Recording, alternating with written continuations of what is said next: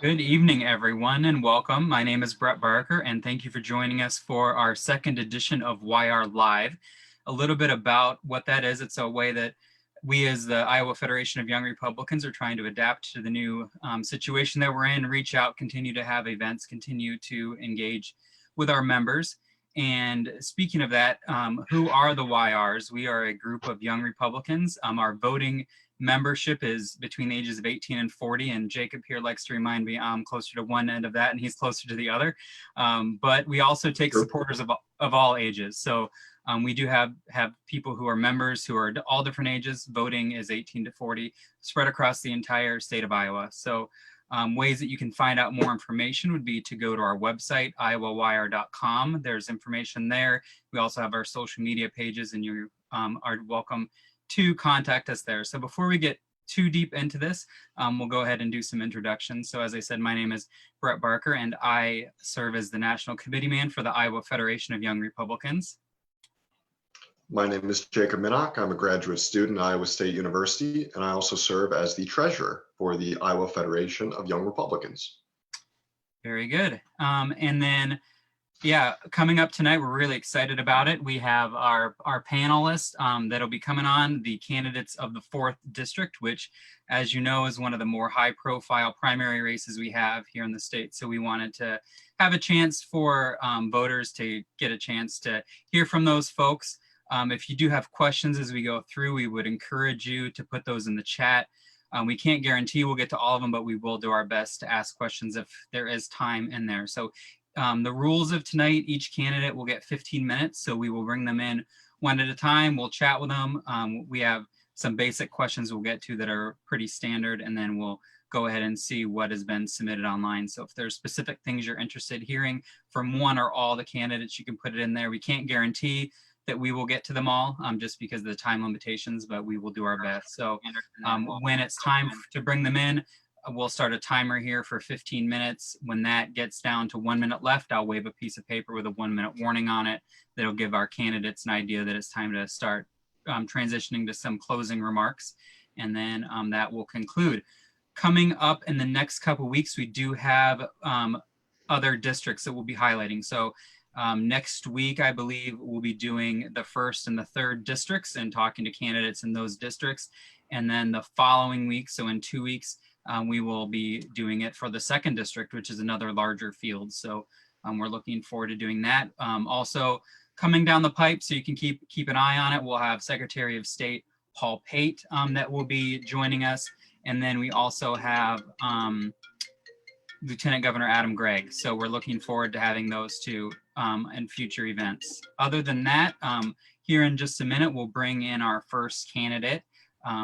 But like I said, to support us, you can go to iowawire.com. Senator Grassley has graciously done a matching campaign challenge for fundraising. So if you do go there and fundraise, for right now, he will be matching that, and we're in the final stages of that. So hopefully getting a few more donations to hit that maximum Chuck Grassley match. So with that, we will go ahead and move forward and bring in our first candidate here. So we can go ahead and click admit.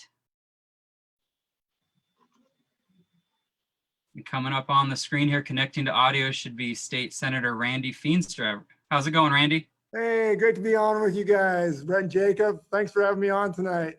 Yeah, we're looking forward to it. Straighten out my video here so everybody can see what's going on. Perfect. All right. So I know it's been a busy week, so maybe go ahead and start with whatever opening comments you have, and then we'll get into some questions. Sure. Well, I'm just happy to be on with the Iowa Federation of Young Republicans. Thanks for putting this on. And this campaign started last January, and it all started for the reasoning of having somebody that needs to be an effective conservative leader in the 4th District. We lost our seat at the table with Congressman King not being on any committees. And so it's time for somebody to have real results and not campaign rhetoric. So in the Iowa Senate, I've been there the last 12 years, and working with Governor Reynolds, we truly delivered results. We did conservative policy. We passed the largest income tax cut in Iowa history. I wrote and passed the largest property tax relief measures, both with Governor Branstad, and then last year, we did the tax limitation for working families and farmers. And then you think about pro-life. I was so excited today that the National Right to Life endorsed me. I'm the only one in the 4th District they endorsed. And because it's so important to me that I'm proud in the Iowa legislature and the Iowa Senate that I defunded Planned Parenthood. I sponsored the life that defined life at conception. I supported the Iowa amendment this past year on the Constitution not to grant a right to an abortion. Then you think about Second Amendment rights. You know, I absolutely believe that we should have constitutional carry, that we should oppose any red flag laws, that we should support stand your ground. And we've done a lot of these things in the Iowa Senate. And I've been a champion. NRA gave me an A rating on that. And then finally, also so important is we have to protect our borders. We have to protect against illegal immigration. And we did in the Iowa Senate. We passed banning sanctuary cities. And this is also that has to happen in Congress. So these are some of the things that I value, that I hold dear, that I've done, that I've actually completed. And these are the things that I want to do in Congress. And this isn't rhetoric. This is real. Like anybody else can talk about these things. I actually did it. And now I want to do it in Congress. Very good. We'll go to Jacob for the first question, and then we'll kind of go back and forth from there. Great. I know you very briefly mentioned this, but what got you into this race? So over time, it's all about being an effective leader. And that's what I've done all my life, is that you need somebody, you need a leader that can deliver results. You can talk all you want, you can have all this rhetoric, but you've got to show that you can deliver results. And that's what wasn't occurring in the 4th District. And my record that I did in the Iowa Senate, this is the same record that I want to take to Congress and pass and get results done for our families, for our farmers, for Main Street. We're all struggling right now, and we need somebody that we can turn to that can be active and get results done for all of us in Congress. And you mentioned a little bit about your history in the state legislature, but maybe talk a little bit about your background growing up, some of your biography. Yeah, well, it's a really good question. So I grew up, born and raised in Northwest Iowa in Sioux County. I went to Dordt College, and after that, I got one of my favorite jobs. I worked in a candy company and became head of sales of a large candy company. And the candy company was the makers of Black Forest gummy bears. And for those that are young, Mega Warheads. We were the makers of Mega Warheads. And I sold them all over the country, all over the world in essence. But I spent a lot of my time selling to Walmart Corporation in Bentonville, Arkansas, Target Corporation. But then as I was traveling Monday through Friday, my wife one day stopped and said, "Hey, we have children. You got to be a dad. You got to be a husband." And that's where I pivoted my career and got into government and became city administrator of our community. And then went on to become county treasurer and then spent the last 12 years in the Iowa Senate. And through that time, I was also working in the banking industry and in the insurance arm. I oversaw the insurance arm of Iowa State banks. And our relationship, I've been married to my wife now 27 years. And this is funny, we have a Pizza Ranch romance. We both worked at the Pizza Ranch, and that's where we got to know each other. And then we got married from making pizza. Very good. I should mention, I also have 4 children. One that's just out of college and grad school, one that's a junior in college who goes to the same university that I teach at. And then I have a senior in high school and a little 7th grade daughter. Awesome. I know that keeps you busy, I'm sure. It does. It's been so much fun. But this quarantining thing, we loved each other. The first 2 weeks we were playing games and having all this fun. And now social distancing is sometimes okay. Yeah. Let's see. We did have a couple questions coming online. I'm just going to glance at some. We probably won't get to all of them. But one, which I think is a good one. What would you consider your biggest accomplishment in the state Senate? I tell you what, I have 2 of them. The one is pro-life. It's my passion is being pro-life and making sure that we protect the innocent life of children. God created us for a purpose and for a reason, and that we're here living today in this time, in this place, to further his kingdom. And we passed the heartbeat bill. It was tragic that the courts got involved, but we also defunded Planned Parenthood. We also banned taxpayer-funded abortions. And then I wrote the life of conception. And I believe there is no exceptions except the life of the mother. And so that's number one. Then number two, just writing and then having the governor sign the largest income tax reduction in state history. That put thousands of dollars back in the pockets of families and businesses. And this was a great thing. And those are probably two of my most exciting things that I got done in the Iowa legislature. Very good. Thank you. This is another question coming directly from the chat on Facebook. Question for Randy Feenstra. What can we do to help disabled people on fixed incomes, many who are living on just $1,000 a month? Can we remove barriers that prevent them from trying to get a job? Oh, that is a great question. I think the ADA was passed in 1991, if I remember correctly, somewhere thereabouts. But first of all, our businesses have to eliminate the barriers, and we have to accommodate people that have disabilities. I am on the board at Village Northwest, that's intellectually disabled individuals, and it's so exciting to see these Americans work in different places, and where they're partnering with businesses, and the businesses are working side by side where they can have a job and they can be excited. But it's also that as we continue to raise the cost of employment, the wages for people, this also has to happen with disabled people, that if they do a fair day work, they need to be paid fairly also. And we as business people, as Christians in government, we have to make sure that happens, that whether it be disabled or whether that be women, everybody needs to be paid fairly. And sometimes that doesn't happen. And we have to make sure that that occurs and have policies to preempt companies that don't do that. And we have some other issues being talked about in the chat. So maybe if you can tell us your opinion on red flag laws and how you feel about those and the role of Congress in that. Yeah, I am adamantly against red flag laws. I'm adamantly against them. So the Second Amendment is so precious. We have the right to bear arms. Frankly, we have the right to carry. I co-sponsored the right to constitutional carry. We have tried to get that through unsuccessfully. We need to get that through, but we also passed the largest expansion of the Second Amendment rights in Iowa just 2 years ago.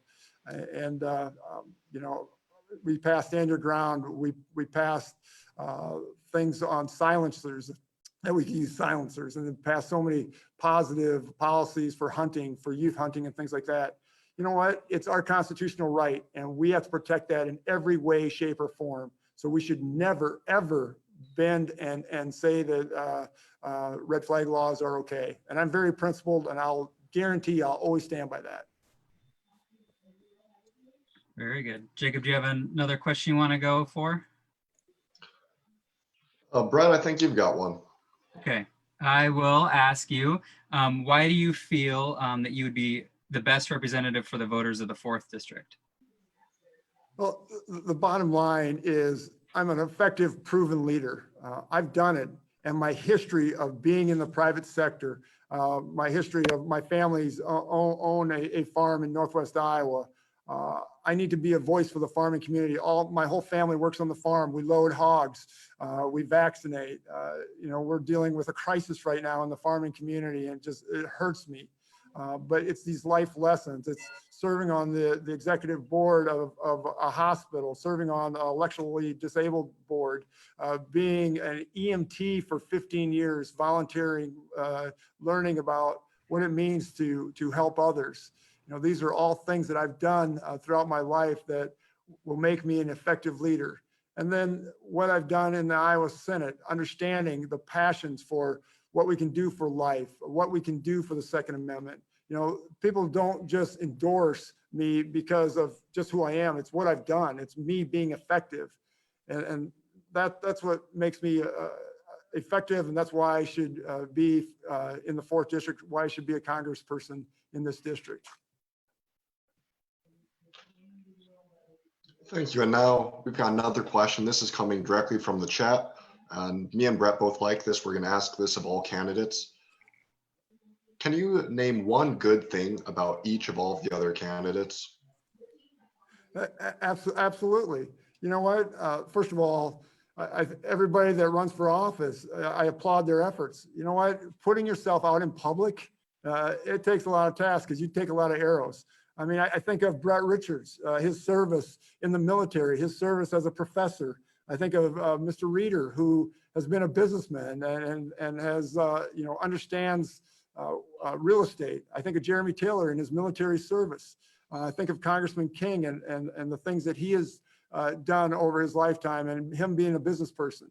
You know, we all have great attributes, and those great attributes help make a person. And then it just comes down to, you know, who can be effective. What do you feel is something that Congress has done well, and where do you feel there's room for the most improvement?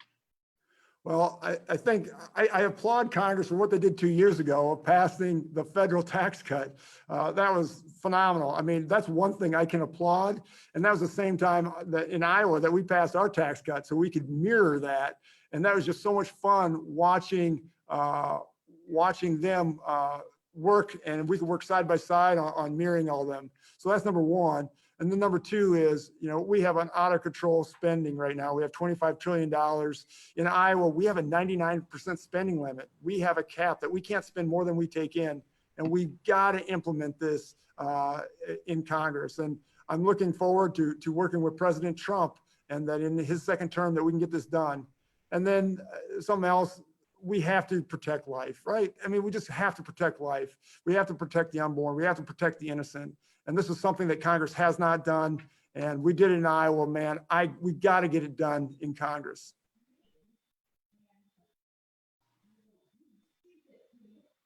So we have just a couple minutes left. So maybe tell us how voters can learn more about you and your campaign.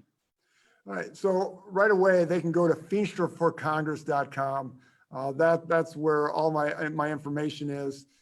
They can check me out on social media. They can call me anytime.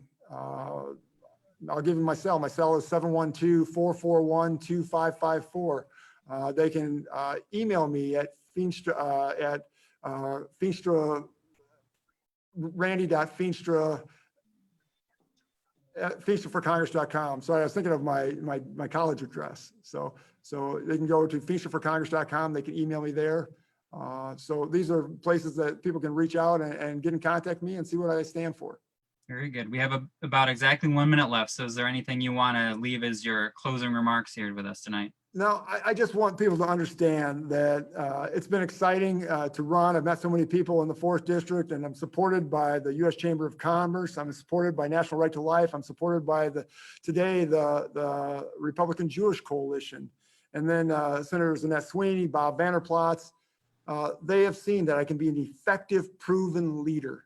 And that's what I want to do in Congress. This isn't rhetoric. I have a record, like very few people have that are running. I have done it, and I want to do the same thing in Congress. Very good. Jacob, anything you have left in the last 20 seconds? No, nothing I can think of. Thank you for your time. Hey, Yeah, thanks for having me on. Yeah, thanks for putting this on for the Iowa Federation of Young Republicans. I greatly appreciate it. You guys have a great rest of the week and great weekend. Thanks, Senator. Thanks for joining us. You too.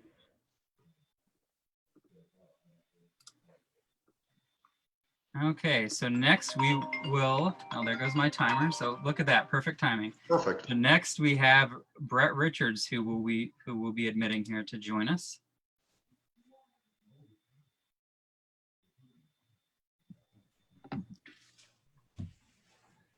Oh, How's it going? Welcome, Bret. hi, Jacob. Yeah, I'll never forget him because he has a great name. So And you got Just a great spelled- beard spelled going, wrong. Bret. thank you. Wow, that thing's filled out during the pandemic, hasn't it? Yep. Hey, Yeah, well, it's good to see you tonight. And so, like before with Senator Feenstra, we'll let you kind of open with whatever opening comments you have, and then we'll go through some questions we have for you. Well, Well, thank you for hosting it. You know, it's very good to get in front of people. It's kind of been hard lately because of the pandemic, but glad to see people I know on the other end of a video camera that I've gotten to know in the last year while I've been out meeting Iowans. That's one of the things that I think I'm most proud of, is that my campaign has been almost everywhere all the time. It seems like we went to 30 county fairs, countless parades, meeting Iowans on their front porches, talking to them where they live about what's important to them. And, you know, it turns out that we are a lot alike. In fact, people often tell me that I do remind them of someone they know. And usually it's a brother or a cousin or someone down the road. And that's because we do have shared values. I grew up in Irwin, Iowa. It's a small town by Harlan. I was actually born in Harlan, close to Carroll, just in case someone else doesn't know where that's at. And I grew up working pretty hard, walking beans, changing tires in my parents' service station. I ended up marrying my high school sweetheart, Jill, after we graduated from college. And we came back after my service in the Army as a combat engineer officer. That's a little bit about me, guys. Very good. So maybe tell us a little bit about what got you into the race. Yeah, well, great. You know, I remember I was thinking Congressman King barely beat J.D. Schultz in a district where President Trump won by 27 points. I thought this district's too important to lose to someone that can be controlled by Nancy Pelosi. And I just got tired of hearing career politicians always telling us that they're going to solve our problems. And I thought, you know, I have more left in me, more service, and I will get in and take that Iowa common sense to Washington, D.C., where we seem to have lost how we should live. We don't want government in our lives every moment we're awake. Thank you, Bret. Yeah. Another question might be a bit familiar. Why do you feel that you would represent the voters of the 4th District? Well, I think it goes back to the fact that I am like most of them. I was raised how they were raised. Hard work is just part of who we are. You know, I think that the values that I have and in my experience in the Army, my role in my family business, and my education really are the things that we need to have in DC right now. And I represent the voters well because, again, I'm like someone they know. I am who they are. And there's a question here in the chat that I think is a pretty good one that somebody has for you. It's, how do you plan to maneuver in Congress that is so divided, regardless if it's a Republican or Democrat majority? Well, that's a great question because, you know, Congress has been becoming professionals at finding ways to divide us as a nation. And I think what I would do is go find the military service members and find people I have common ground with. Maybe it's someone that's been in business. Maybe it's someone that's an engineer or someone that has a PhD. I will go find those people and work together and find ways to solve the important problems like budget and things like that we have to do. And what do you feel is something that Congress has done well, and where do you feel there's room for the most improvement? I don't know about anything they've done well. That's not even a joke. I don't think they've done anything well for the past 3-4 decades. Where's the most need for improvement? Well, where do we start? Let's start with the budget. Let's start with the 700,000 babies that are murdered every year. How about the fact that our prescription drugs keep going up and they're controlled by pharmacy benefits managers, something that Congress actually put into law that maybe had a good intention in the 1980s, but they haven't taken the time to address it. In fact, they made it worse in the 2000s. Boy, I could go on what they can prove on. I really don't know what they've done well. I don't. It's good you're talking to a pharmacist here, so you hit on one of my issues, but I'll let Jacob ask the next question. Okay. This was something brought up previously. Where do you stand on the Second Amendment? Second Amendment, well, I believe in the constitutional right to carry. I think the Second Amendment protects all others. It's important to note that there's a preamble to it, shall not be infringed. That means that nobody should try to take away those rights because it's there when the government does overreach. And at some point in time, all governments overreach. If we don't have those weapons to protect us, we will lose our other rights. Yeah, maybe since we have a little bit of time, tell us a little bit about your family background and your business. I know you hit on it a little bit, but maybe tell folks a little bit about what that entails. Well, I'll start by mentioning my kids, my wife. Like I said earlier, I married my high school sweetheart, Jill, after we graduated from college. And we came back to raise kids in the same way that we were brought up with. And we have 3 kids. We have a 17-year-old, Connor, twins, Ella and Xander. And, you know, it's the best best decision we ever made was to raise them here in Irwin. They get a great education at Irwin, Kirkman, Manila, Manning, IKM Manning. We love the fact that they can go to sports and be active. Hopefully we're gonna have a baseball and softball season. Our family just lives for baseball and softball. Mm-hmm. My family business, we had convenience stores. Actually, it started out as a single service station in 1977. And I was there when I was 6, almost 7 years old, pumping gas on the first day. And it evolved into convenience stores as the most did over the last few decades. When Jill and I came back, Mom and Dad had about 30 employees, and we helped grow it to over 300 employees. We had trucks, we had restaurants and C-stores. And really, it was a great opportunity for us to do something we love, which is work with the public and raise our family. Thank you. We've got another question coming directly from Facebook in the chat. Career politicians often forget where they come from. They think they can't be replaced. They think they deserve re-election. How can you guarantee to us that you won't fall into this pit?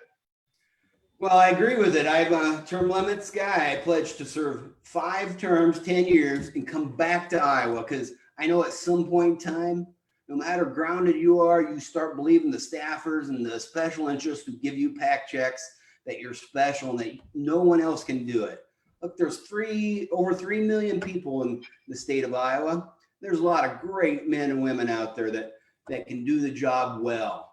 And we don't need someone that's on a career path to become a congressman or a senator that fulfills that career path by serving for 30 years. That's not what the founding fathers wanted.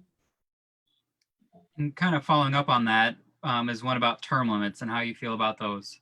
Yeah, I will support a term limit amendment because we know that career politicians will never give up their job. They might tell you they will, but we're going to have to force them to do it through a constitutional amendment. And like I said, five terms, I'm coming home because I think you got to lead from front and actually do what you say you're going to do, not like what most politicians tell you. So one question that came in before that we liked that we asked, can you name one good thing about the other candidates in the race? Yeah, I've gotten to know them over the last 14, 15 months fairly well. Of course, I've known Congressman King for a lot longer. He was a state senator for one of our businesses way back when he was a state senator. I would say I'll start with him. I think I'm actually pretty proud of the fact that he believes so deeply in protecting the unborn and leads on that. That's a good thing. And I'm glad that he's there doing that. Steve Reeder, Steve's truly a kind person. I think that's one of the best things about him. You know, when you talk to him, he just cares about people. Jeremy, I've gotten to know his one of his daughters, Iris, and you can tell that they're a good family because of how Iris acts around people. Randy, I'm sure he's a good father and a good pillar for in his community too. Thank you. We've got another question coming directly from the chat, and it's on cybersecurity. If you were to be elected, what do you think your role should be in regulating the internet in terms of encryption, etc.? Do you believe in allowing encryption and allowing private companies to control encryption? Great question. You know, Congress does have to take an active role in the internet, and understanding one thing that I do want to make sure we talk about is how the platforms, Facebook, Instagram, have really started to be biased against Republicans and conservative thought. I think that's something that Congress absolutely has to address. We gave them a tax-free platform because they said they're not going to have editorial content, but they do. Back to your question on cybersecurity, I think that one of the biggest threats to our infrastructure is going to be foreign hackers, whether it's Russia or China. In fact, we saw China stepped it up here when they thought we might be vulnerable. So the United States government does have a role. I know, I think it's the Air Force that's actually leading the way on that front to protect our nation's infrastructure there. Thank you. So how can voters learn more about you? Well, of course, they can go to our Facebook page and plus on the internet at richardsforcongress.com. You can see it right back there, richardsforcongress.com. Or they can call me. I am one of the most accessible candidates. Well, that's another thing I pride myself in my campaign on is I give out my cell phone. It's 712-579-4753. I give it out in newspapers, on the radio, because I love to talk to Iowans and hear what's important to them. And actually, they have the solutions, not the career politicians. We've got another one in the chat. How would you address what's known as the cliff? People trying to get off state aid that lose so much trying to find gainful employment. Yeah, I've actually heard a lot of Iowans talk about things like this, where actually it's cheaper for them to stay on it because they've had a downtime, or not cheaper, it's better for them financially. And that's a sad situation that our federal government and probably state too has set it up that way, that's bam, it cuts off right when you go to a certain level. Maybe there's a phase, step in or step out, if you will. I think that we do have we should actually provide a social trampoline, not a net, something that bounces people back up so they get off their feet faster. Another question I have is, why do you feel it's important for young people to get involved in the primary process? It's their country. We're all just renting it right now. We're all just here and we're going to pass it on to the next generation. If they don't take charge, step in and get involved, who's going to? You guys are young Republicans. I applaud every one of you for doing what you do, because we lose interest each generation, it seems like. So I'm so glad that you guys are doing what you do. You have to be involved. Otherwise, guess who's going to make the rules? The people that are. And guess who's energized? The liberals and the socialists. So you got to be involved. Very good. And with that, we have about a minute left. So do you have any closing comments you want to leave us with tonight? Well, again, thank you guys. It's been great getting to know you, and probably a lot of people watching right now. I think when you're making your choice, and right now absentee ballots are out there and people are voting, I'd like you to think about what we need to fix and how we're going to fix it. So again, think about my education. As a civil engineer, my role in the Army, and my family business. As a civil engineer, I learned about how to solve problems logically. I have a master's degree in leadership and a human capital PhD. Those things combined, I look at problems and I always try to find a good solution. In the Army, of course, there's no better place in the world than the military to learn leadership. In my family business, again, that was about listening to you, working together and creating opportunity. And the question is, can you think of any place that needs those skills more than our dysfunctional federal government? That's why I'm running, because we need someone on the outside, a conservative outsider who will go to Washington, D.C., get things done. Thank you very much. That's right about time's up. So we appreciate having you tonight, Bret, and good luck on the rest of the campaign. Thanks, guys. Thank you, everyone. See you Good later. night.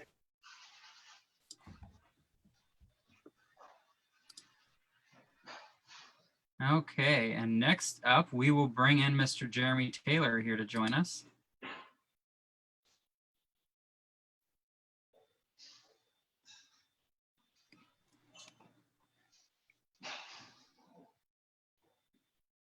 Okay, looks like we're connected.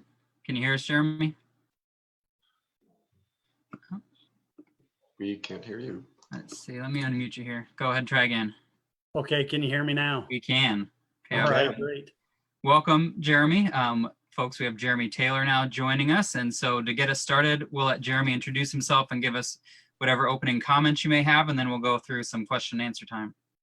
Well, thank you so much for having me. It's just great to be with you. I'm always excited and energized by the young Republicans, and think back to my time of visiting Iowa State when the Iowa State College Republicans endorsed my candidacy. We've been on the campaign trail for a little over 17 months now, and we have been putting forward the ideal that we need to restore the promise of the American dream. It's something that I grew up with here in Sioux City with parents that taught me to give back, and to whom much is given, much is required. And so they taught me about public service. My dad was in the Iowa National Guard, and I followed in his footsteps as a chaplain and now a major, and somebody who brings soldiers to God and God to soldiers. And so for me, it's always been about serving the public in such a way that took me to the Iowa State House, where I had an A ranking from the NRA, the American Conservative Union, a 100% pro-life voting record, and 6 major significant pieces of legislation into law. With that, I also served on the County Board of Supervisors for 5 years, in which we turned Woodbury County around, which is the largest county in the 4th District of the 39. And I was called by conservative activists to step forward and run in this race because, as was alluded to earlier, Congressman King nearly lost this seat in the last election to J.D. Scholten. In my own county, I won by about 4,000 votes, and yet J.D. Scholten won by nearly that margin. And so we have to absolutely make sure that we defeat J.D. Scholten in the fall, take back the U.S. House of Representatives from the likes of Nancy Pelosi, Ilhan Omar, and Alexandria Ocasio-Cortez, and have a new conservative majority. At the same time, conservatives have asked me to run in this race because they know where I stand on the issues. They know my core beliefs and my values, and they know that I'll lead in Congress, and that's what I hope to do. Thank you, Jeremy. A question for you. Why do you feel that you would best represent the voters of Iowa's 4th District? I best represent the 4th District voters because I am one of them. I come from this area, and I've lived a life that has been in the military, but it's also been as a small business owner. I've lived the life of a family man. My wife, I met in Vietnam when I was on a Christian mission, and she came here legally to this country. And we love the freedoms and the ideals that we've been given in this greatest nation on God's green earth. And so with that, we know what it's like to meet a payroll. We know what it's like to open a small business and take risk and reward. And we know what it's like to have the maximum freedom of opportunity. That's something that the left right now is forcing an equality of outcomes rather than opportunities. And so we hope to bring my small business experience, my experience as a chaplain and major who knows what military and service members have been going through, as well as somebody that represents Iowa values like free market principles, as well as the sanctity of every human life. I was talking to someone earlier today. We have several folks that we've networked with that have adopted, and we have adoption within my brother's family and my wife's cousins that value the sanctity of every human life. And so want to champion those Iowa values and want to go as a constitutionalist who can fight to restore Congress to being of, by, and for the people. And you hit on adoption being an important piece of that. Do you have any suggestions for ways that Congress may be able to help incentivize that? Absolutely. So if you check out at jeremytaylorforcongress.com, Every one of us in this race is pro-life. I have put forward a 10-part Defend Life plan. And for that reason, in no small part, Martin Cannon, the lead counsel for Iowa's heartbeat bill, endorsed my candidacy. In that, one of the 10 parts is to expand the adoption tax credit, doubling it to $20,000 and making it fully refundable. As conservatives, we need to be willing to put our money where our mouth is. And I believe that we have in the pro-life community. We've come across many women who were in the most dire of circumstances, and yet our churches, charities, personally, we have invested in the cause of life, and we ought to do so with adoption as well, making it easier for families to come aside and along those who are in need and adopt. It's one of the most valuable things that we can do in championing life. And so that's what I'd hope to do in Congress. Awesome. Jacob, got a question? We have a question. This is coming directly from the chat. It looks like already has a couple of reactions, so it's pretty popular. Why should Republicans research you and the other candidates instead of casting their vote for the incumbent? If his voting record is conservative, why should we look elsewhere? I think it's a great question. And I say this as somebody who has always supported Congressman King in the general election and in both of the primaries that he's recently faced. But as I alluded to earlier, I believe if he's our nominee, that we will lose this seat, as he lost not only Woodbury, but Cerro Gordo, Boone, Floyd, Webster, and other counties where Governor Reynolds or other Republicans carried the day. The other part of this that's very important is that we need to have somebody who can lead on committees and not be dismissive of this. And I saw a post-debate reaction from Congressman King the other day, said there's very little daylight. And so this proves that it's simply about personal ambition. I can tell you that's the farthest from the truth. I feel called to serve, to stand in the gap for such a time as this. And if you care about pro-life legislation, and I just laid out, there are 10 parts, including the federal heartbeat bill, as well as prohibitions against ending taxpayer funding, enshrining that into law, both here and abroad, then one needs to sit on the Judiciary Committee. And sitting on Judiciary is not only where life is taken up, but our Second Amendment is defended, where our president otherwise could have been defended during the impeachment investigations. Sitting on the Ag Committee, which is so vital to our producers right now and our Iowa corn growers who are facing a renewable fuel standard that is not being implemented as the US EPA is subverting it. These are all critical. And so for me, those are two things I would point to is taking on J.D. Scholten in the fall. I will debate him at every turn. He's from Sioux City, and I believe that I can win on the issues with him and his socialist agenda, as well as making sure to be effective at the committee level. If I can just add one more thing, conservatives do not want an establishment Republican, a go along to get along Republican who will take $100,000 from a PAC that supports red flag legislation, or someone who has differing and varying positions that go back and forth based on who's being spoken to. And so with that, I pride myself on being a constitutionalist who will stand firm on the issues and who will also be effective as well. Very good. What is something you feel is that Congress has done well, and where do you feel is the most room for improvement? So I would point most recently to the tax cuts that were championed by President Trump, who I believe has been a leader for this time. What is outweighed by that is so much, I don't even know where to start, but let's just start with Congress's Article 1 of the Constitution and their job as to passing a budget. They haven't passed a budget but 4 times since 1977. And what do we have instead? We have omnibus bills. We have bills that you have to, according to Nancy Pelosi, pass in order to learn what's in them. Congress passes about 150 pieces of legislation every year. That hasn't changed. What has changed is that there are 60,000 pages of rules and regulations on the Federal Register. This affects the tire store owner on Hamilton Boulevard in Sioux City. This affects the entrepreneur that I was speaking to over in Spirit Lake, whose rules and regulations have a cost of compliance.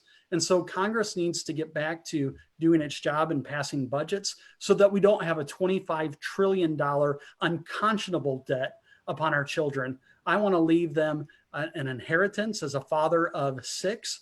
My wife and I want to leave to our children what our founders wanted to pass to us, not a mess. And that's what we're leaving right now by not having Congress do its job, stand for a balanced budget, stand for life, a secure border, and those things which our founders originally intended. Got any questions coming out of the chat, Jacob, you want to ask? Let's see. Here's one.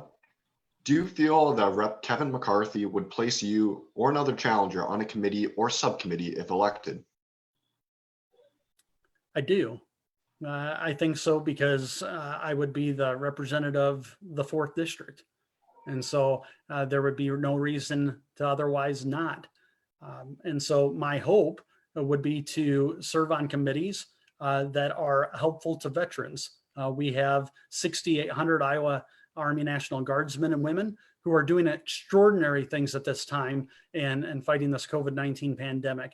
A couple hundred in my own unit are currently serving on state active duty. I want to make sure that we reform the VA. So I want to be on committees, and I fully expect that I would be appointed to committees. I will also push to be on judiciary, where, as I mentioned, life and the Second Amendment and those issues that are really about justice. I fought for being on the Judiciary Committee in the Iowa House, and I was able to, as a non-lawyer, which I think is sometimes good, in serving on those committees, was able to push for tougher sentencing laws and was named one of the top 4 legislators in the state of Iowa for domestic abuse victims by a county attorney-led bill. And so with that, I fully expect that I would be on committees and I'd be able to most effectively represent the 4th district. Very good. And one thing that I've seen a lot of this week is about renewable fuels and what COVID's doing to that market. And then obviously the food supply and agriculture. So what are some things that you would like to do in the renewable fuels and agriculture space? Obviously in the 4th district, that's a big deal. So what are some things that you would like to do in those 2 arenas?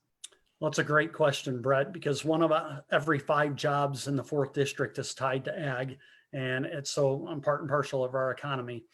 As regards the renewable fuel standard, the RFS is what Congress passed. And unfortunately, just like Congress doesn't pass timely budgets, Congress sometimes doesn't have enough oversight and action on the laws that are passed.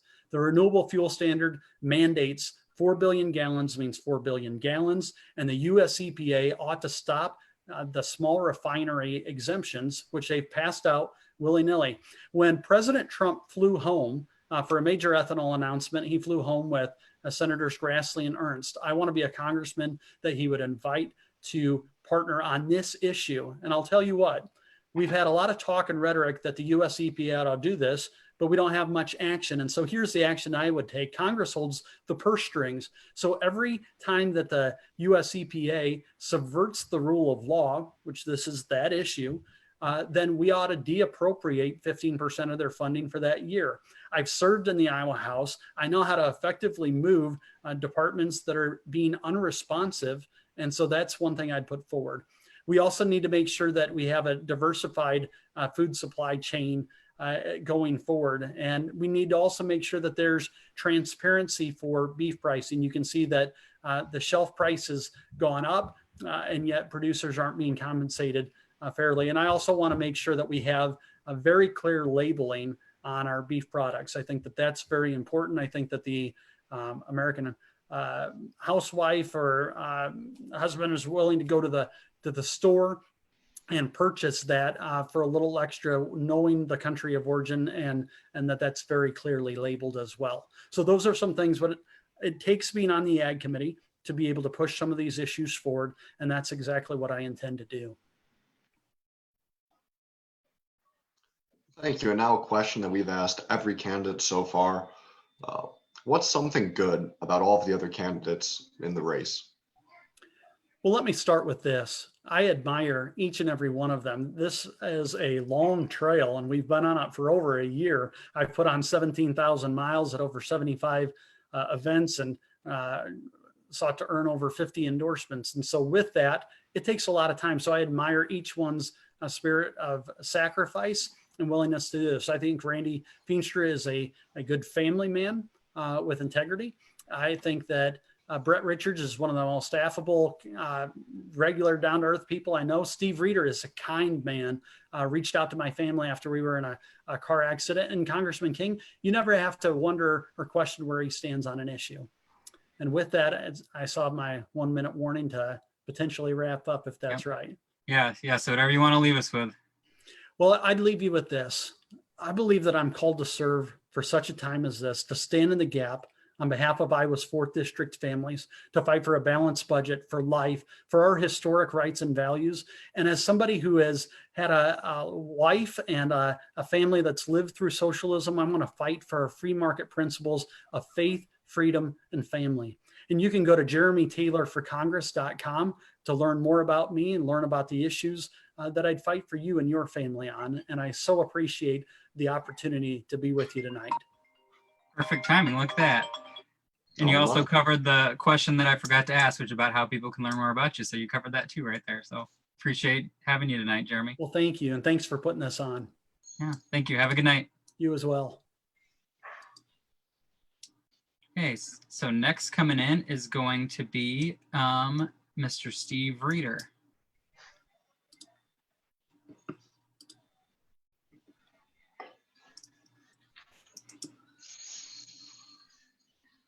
Hey, Steve, can you hear us?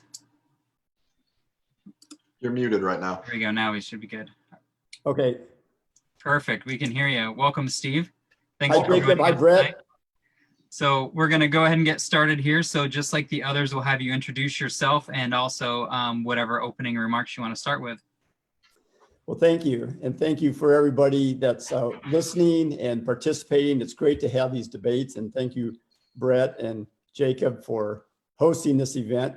It's great to have all the candidates get to share their positions and their background with each of the people out there watching. So I've been in the real estate, commercial development and industrial development business for 35 years.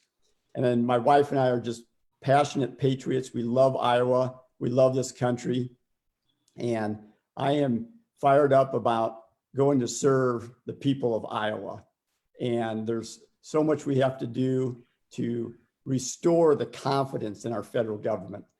I, along with a lot of the Iowans that I've met over the campaign trail, have gotten frustrated with the way that our federal government has grown.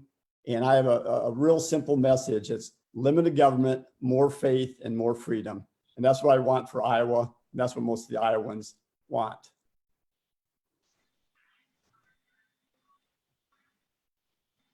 Can you explain why exactly you got into this race? Absolutely, Jacob. So like I just mentioned, my wife and I are patriots. And what I saw going on was I saw this radical left gradually infiltrating our federal government in our House of Representatives and our Senate. And I saw them, the family unit deteriorating. I saw it when they started taking God out of our public schools and our public places in the 1960s. And it got to the point where I told my wife I'd served on boards and all the churches I've been involved with. I've been a mentor with teammates. I've been on charitable organization boards and read the kids at public library. And I just wanted to do more. And I just felt that I wanted to go serve to help restore the faith and the freedom that our federal government has taken from the lives of Americans. Very good. And you hit on it a little bit, but maybe tell us more about your background and biography.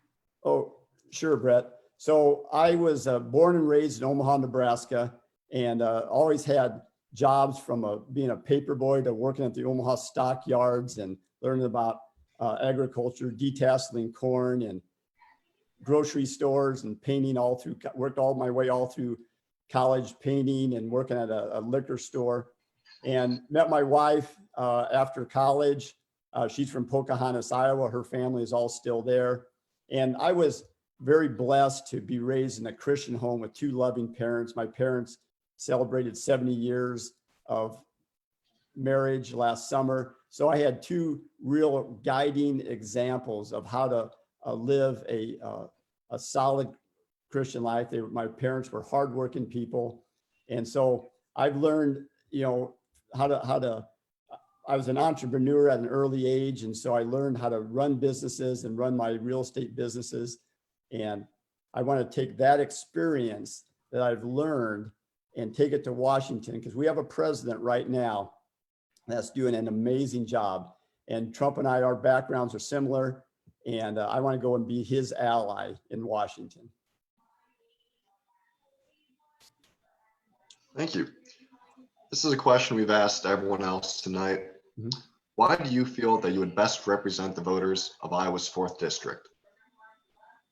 Well, when I got into the real estate business, Jacob, one thing I learned, I was really good at finding real estate, but in order to develop real estate, I had to surround myself with professionals, the best contractors, the best engineers, the best architects, and the best attorneys that could help me put a total package together. And so I've also watched our President Trump do an amazing thing. So when he first got in office, as you all know, one of the first things he did was he reached out to all these leaders in different industries, from manufacturing to trucking to agriculture and the medical fields. And he surrounded himself with professionals and took advisement from them and implemented that. And what was result? A huge economy boost under President Trump, because he's a businessman. He wasn't, when he came into the office, the Washington elite thought he would conform to them, but instead he has made them conform to him. So what I've done since I've been on the campaign trail, using my business experience, is I've set up an advisory board. So right now I have leaders in the medical and field, in the business and finance and the agriculture field. I can pick up the phone and call and get expert opinions from these people.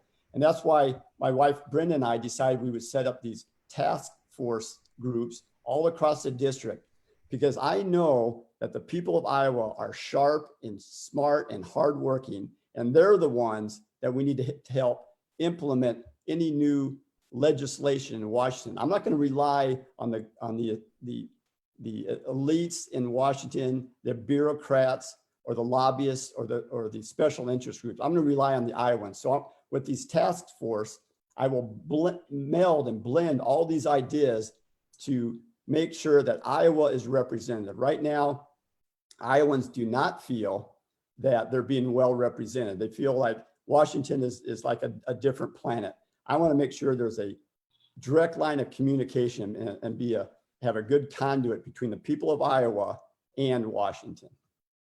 Very good. And there's a question here that's kind of related to that, that Sean has wanted us to ask, and it's about career politicians and how they can forget where they came from. They think they can be replaced and deserve re-election. How can you guarantee that you won't fall into that pit? Well, I developed a reputation of honesty and integrity. And I encourage all your listeners to check me out, go on my website, see all my social media. There's a lot of postings there. But right now, the Congress has the worst approval rating in decades. And I've heard that all from Iowans all across the district when I've been out campaigning. And I have not taken purposely, and have not taken any PAC monies. I've raised monies just from the people that have met me and supported me, in a long history of people that I've done business with over the years, family, friends. And one thing that I know is that money corrupts, and the special interest groups and the lobbyists, once they get a hold of a candidate, they won't let him go, and he will work for them and not the people of Iowa. So I can assure the people of Iowa, and they can check my background, and they can call me and visit with me, I will be working for them. And right now, Washington we have to limit the size of the government. It's grown way too big. There's way too many agencies that have grown too big, some of them that aren't even needed anymore.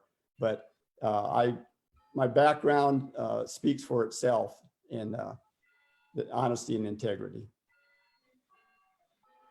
Thank you. Got another question that we've asked all the other candidates tonight. Can you name one good thing about all of the other candidates who are running?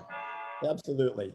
We'll start with Congressman King. He has been a huge advocate for pro-life and the Second Amendment. What he has done for those two areas is indisputable. great things that he's done for the 4th district. Randy Feenstra, just from what I've seen him, he looks like he's a great father, great family man. I guess I have to say the same thing about Jeremy. I met his family. He's got a big family, 6 kids, loving family. His wife, she's an amazing person. Bret, everyone loves Bret. He just like he always says, one of the guys down the street that you just want to go have a beer with. I've met his parents, great family. His parents are wonderful people. So I guess it's like Iowa. Everyone's, the great families that back up these people. Next question is, what do you feel is something that Congress has done well, and where do you feel is there room for most improvement? Okay. Well, what they've done well, probably just recently, the tax cuts were awesome. And I would have to say, their support of backing Trump once again and building up our military over the last several decades, or I guess during the Obama administration more than anything, we saw a lack of funding for our military. We have to make sure we have a strong military. And on that specifically, I felt like we've got a little bit too more global with our military. I believe firmly in our military, but we need to rein it in a little bit. We just need to work on our own defense and not be, policemen of the world and have this big global presence all the time. Maybe we can bring a few more troops home and just work on our own sovereignty in our defense. As far as the worst things about our government or our Congress is the impeachment and the Mueller investigation were examples of how our Congress has wasted the taxpayers' money, wasted time. They've proven to be ineffective. They've wasted a lot of time. And I know there's probably a lot of good Republicans in there. I align myself with the guys in the Freedom Caucus, like the Matt Gaetz, the Jim Jordans, and the Paul in Arizona. And those are the type of people that have done good things in Washington.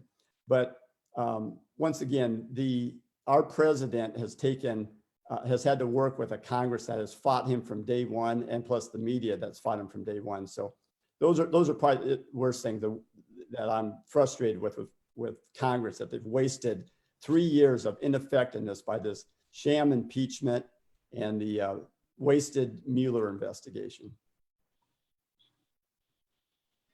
Thank you. We've got another question from the chat. Mr. Reader, what would you do to help disabled people to seek out and keep gainful employment without Social Security punishing them for trying? We should encourage people to be independent, and every program seems to be dedicated to prevent people from financial independence. Well, we have to make sure we have the American Disabilities Act that was formed. Now, we have to make sure that it's implemented properly. And like any government program or any act or amendment, there's always people that find loopholes and try to find ways around that. But I think most industry does a decent job of trying to hire people with disabilities. I do want to make sure that one thing that I will make sure we protect is the current Social Security and Medicare programs that are out there. And we have to make sure those are funded.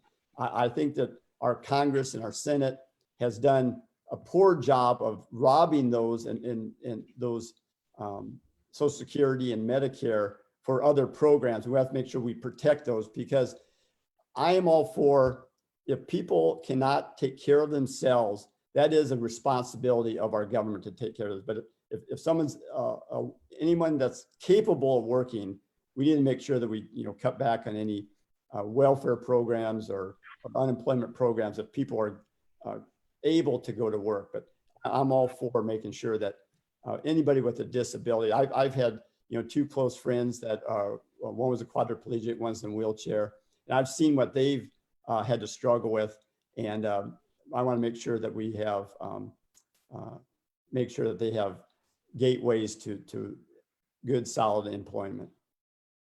Very good. Why do you feel it's important for young people to get involved, particularly in this primary process?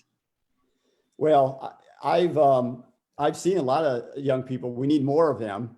I think it's so important because they're our next generation. I am a huge advocate for education, and it's so important. I have one daughter, Emily, that's an educator, and my other daughter, Anna, is in the mental health field. And I've learned from them, actually raising two daughters, I learned myself. My wife is a huge advocate for education, is making sure that our young people are educated and properly. And that means that the people that should be in charge are the parents, the teachers, and the school boards. I don't think our federal government needs to be involved in mandating how our kids are being taught. And along those lines, I'll get back to your question on getting them involved, is we have taken civics, well, there are still some civics, and US history and our US Constitution has been watered down. Now, here in Iowa, I've already heard it, we have awesome teachers in Iowa, but I'm talking more on a national level. The teachers here in Iowa are, they're doing an awesome job, but we just need to make sure that we get that civics into our classrooms so that these young kids know the history of our country. And I'm a firm constitutionalist, so we gotta make sure that they know it, and then we can move them into understand our government and into politics. Very good. Do you have any parting thoughts you want to leave us with? Well, I just want people to know that I am the non-establishment candidate in this race. I'm a businessman, and I align myself with President Trump. He needs an ally, somebody that has his back. And when I get to Washington, I've already tried to align myself with the Freedom Caucus, and I want to be part of them, those guys that go there that want to drain the swamp and limit the size of our government. Perfect. That's our time. So we appreciate you joining us tonight. It was really informative, and have a good rest of your week, Steve. Thank you very much for everybody. Thank you for coming. Okay, and then last but not least, we have Congressman Steve King, who will be joining us here.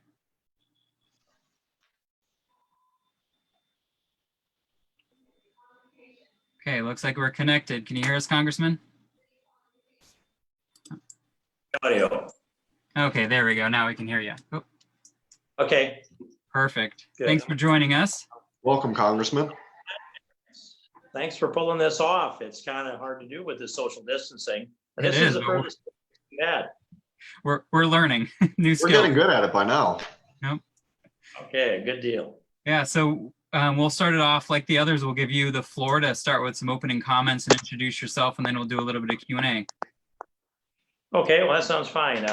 Most folks do know me, and I'm Congressman Steve King. I represent Iowa's 4th Congressional District, and I've done that since 2012 in this district, and in the United States Congress since 2013 in this district, and 2003 in the previous 5th Congressional District. And I spent most of my career serving on the House Judiciary and Agriculture and Small Business committees. And then with my background, I started a construction business up in 1975. I was checking out my books and realized I had a negative net worth of $5,000. That was a lot of debt. That's if I sold everything, including my chainsaw, and paid off all my debts that I could, $5,000 in the hole. And so I had to do something different. And I convinced a banker to loan me 100%. I bought an old beaten up bulldozer. And from that point on, we built a construction company. To this day is 45 years of doing construction work. And my oldest son owns that today. But I got underwater in 1993, and I shrunk the company down to about half the size. And then I got a little bored. So I decided to run for office in the state Senate in 96, was elected, served 6 years there, and then was elected to Congress in 2002 after the redistricting. And so throughout that period of time, the business background, the family background, this house that I'm sitting in right now, we moved into this house in the fall of 1978, and we raised our children here, 3 grown sons now. They've only known one father, one mother, one church, one house, one school. That's how our roots go down here. And I'm grateful whenever anyone can have that kind of a family and network. And those 3 sons with their 3 wonderful wives and the 8 grandchildren all live within 10 miles of my house. So we're a tight-knit family. We interact with each other and go to church together, a block in church, except for the last few weeks. That has not been the case, and I miss it.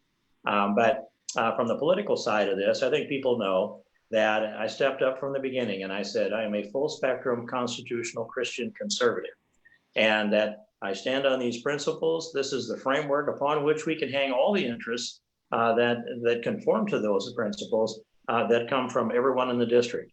And I've done that now for these years. I don't think anybody thinks that I've ever backed away from those principles. I said that if you elect me to this job, which happened in 2002, I will go to Washington and I will use this seat, this extraordinary Republican principled conservative seat, cannot be wasted and squandered. I will use it to pull the political center to the right. And nobody doubts I've done that. I've kept my word. And I've said this is how I describe my job. I owe you and everybody in this district my best effort and my best judgment. And I believe I have delivered that. And it energizes me. It doesn't tire me out. And so of the issues that I have an ownership of, and that means that if it's going to move in Congress, I either jump up to the lead or I'm in that small pack of those that are in the lead. And that is from renewable fuels. I've my first legislation that I introduced opened up the door for biodiesel and ethanol for small ethanol producers. And then from the Second Amendment to the Obamacare repeal, from immigration and border security to the life issue and many others, those principled conservative issues that show up in our platform are those that I have championed. And I always run to the sound of the guns.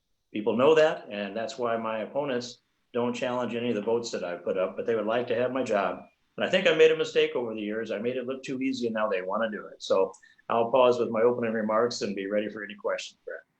Sounds good. We'll let Jacob ask the first one.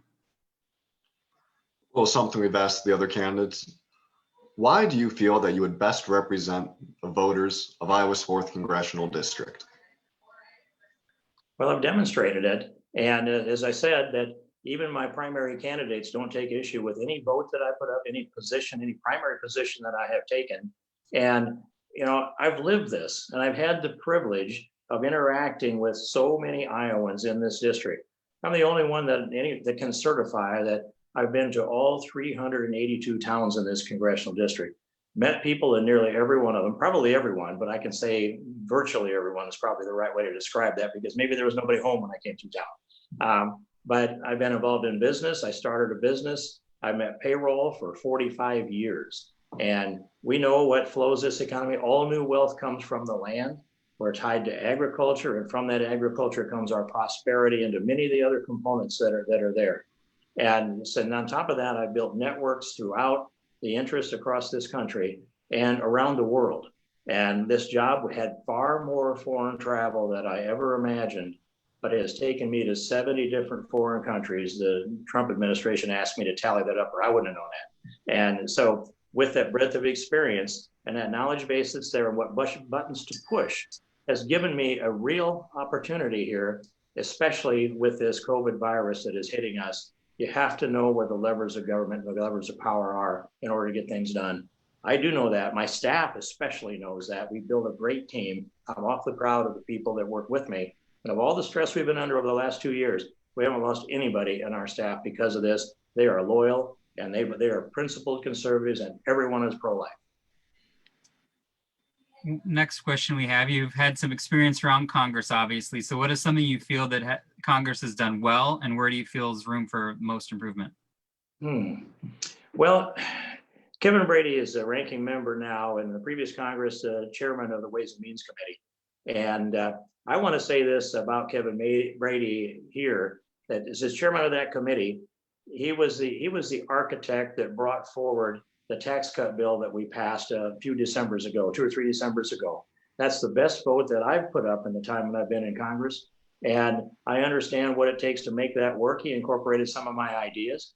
And there was one last thing that was a disaster in that. It was the 199A piece that would have given great advantage to co-ops. Kevin came to me and said, had you not been there and spoken up when you did, it would have destroyed the private grain elevators all across this country.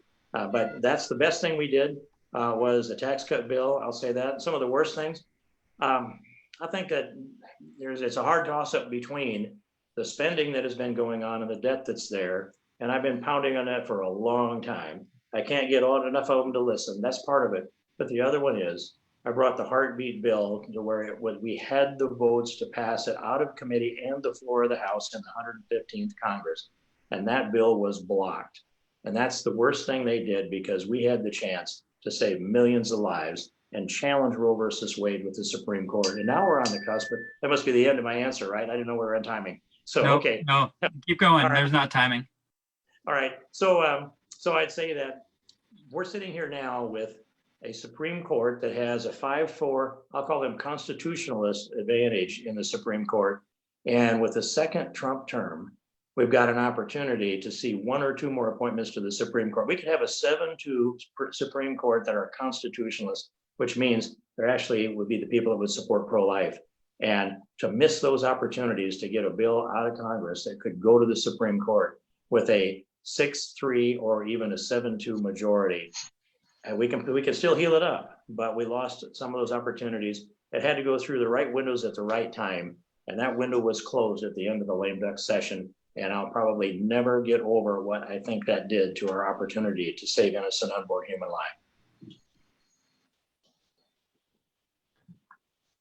Thank you, Congressman. Now, this is a question we've also asked all of the other candidates tonight. Can you name one good thing about everyone else in the race? Oh boy, I haven't spent much time thinking about that. So let me see. If I start, Steve Reeder I call him a nail pounder. He's a construction guy that does remodeling and things like that, and maybe renovations and upgrading real estate property. That makes him a businessman that works with his hands. And I score that pretty high. That he understands how the economy works from I'll say a microcosmic perspective in his own experience. That's a good thing. I think that Bret Richards has also, I don't have any question, he's been a successful businessman and I think convenience store business. So he's had to make everything balanced and bring people together and lead. That's a good thing. And with Jeremy Taylor, that actually with his recent history, is a little harder to nail down. That's what it is. But he is glib and he's game. And I think on the stump, he's probably the best of the 4 challengers that we have. So I'll say that to Jeremy. And then with Randy Feenstra, Randy has been through a career here with these 12 years in the state Senate and his election as a county official and those kind of things. He's avoided having an opponent in any of those elections. So he must not have ever inspired anybody to challenge him. And that would mean that, I don't know if he's a benign personality or completely agreeable, but he's avoided controversy throughout all this time. And that's maybe an accomplishment then. Very good. There's a bunch of questions. That was a hard question, guys. Sorry. Go ahead. No, that's good. There's a bunch of questions here around committees and subcommittees, so I'll just read one of them. If reelected, does Congressman King believe he will be appointed to any committees or subcommittees? I don't think we have to wait for that. I will tell you that I have put the facts down in a fact check document that I posted publicly a year ago, March 6th. I have had that before Kevin McCarthy and Liz Cheney, every member of the Series Committee, in fact, every member of the Republican Conference.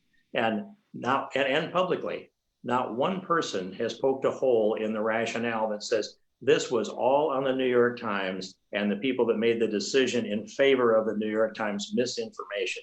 There's no rational person that defends the New York Times any longer. My opponents probably want that to be true, but the truth is they either have to stand up and say, I believe the New York Times or I believe Steve King.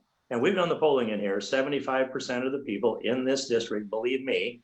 15% believe one of my opponents, but they're the people that have already supported one of my opponents. And so, no, I'll make this prediction. I will have my committees back before the election, and they will be back in, and I'll have my seniority restored. And the injustice can never be corrected, but the precedent cannot be allowed to stand. There are only 3 people other than me that have been removed from their committees in the history of the United States Congress. And those 3 other people are convicted federal felons. And not one soul can point to a rule, a law that I even thought about circumventing, let alone violating. They've got no issue. Just it was herd mentality and it was a political lynch mob and they all got caught up in the motion. And now they know they're wrong, but they're a little too proud and a little afraid to admit to it. But I am going to try to get them there. I will tell you that I've been talking with Kevin McCarthy regularly over the last few weeks on this issue. And in the end, it isn't his final decision, but it is the steering committee's decision. If we had them together today, I would tell you that those committee assignments would be reassigned on the spot by the steering committee. Jacob, got anything?